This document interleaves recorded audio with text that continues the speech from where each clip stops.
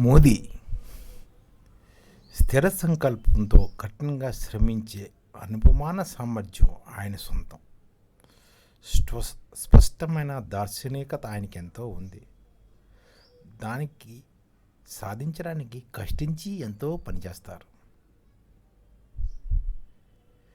ఆయన గతంలో ఢిల్లీ పరిపాలనకి పరాయ వ్యక్తే. ఎక్కడో గుజరాత్లో ఉండేవారు. అలాంటి వ్యక్తి దేశ పరిపాలన వ్యవహారాలకు, దేశంలో రాజకీయ వ్యవహారాలకు నడపడం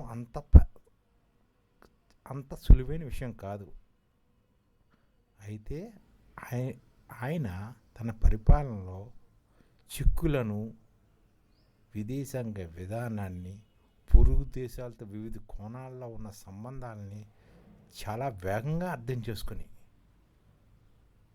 ఈరోజు ప్రపంచ అసమాన సామర్థ్యం గల రాజకీయ నాయకుడిగా ఎదిగారు.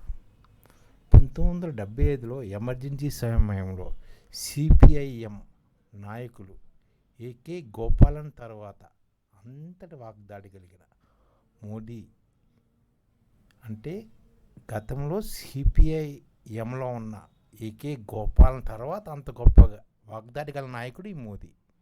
ఏదేమైనా మోదీని మాటల్లో జయించడం ఎవరి వల్ల కాదు.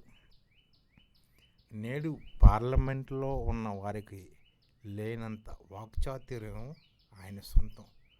భాషపై మంచి పట్టు, చలోక్తులతో అసువుగా సామెతలు చెప్పడంలో ఆయన అటల్ బిహారీ వాజ్పేయికి మంచి శిష్యుడిగా ఎదిగారు.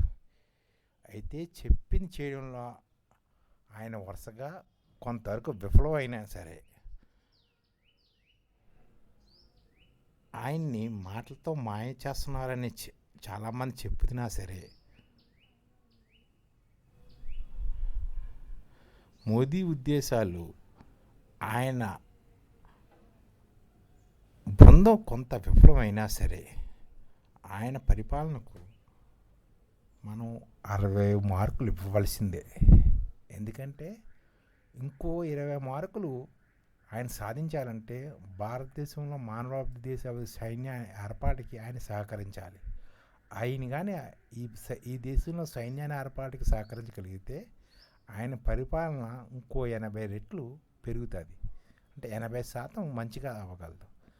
ఇప్పుడు అన్నీ ఉన్నాయి భారతదేశంలో, కానీ ప్రపంచానికి దిశనిర్దేశం చేసిన నాయకుడు ఉన్నాడు, మానవ వనరులు ఉన్నాయి, ప్రకృతి వనరులు ఉన్నాయి. కానీ వీటిని కరెక్ట్గా మేనేజ్ చేయగలే మేనేజ్మెంట్ స్కిల్స్ మన భారతదేశంలోనే ఎంటర్‌ప్రెన్యూర్‌లోనే ఉంది.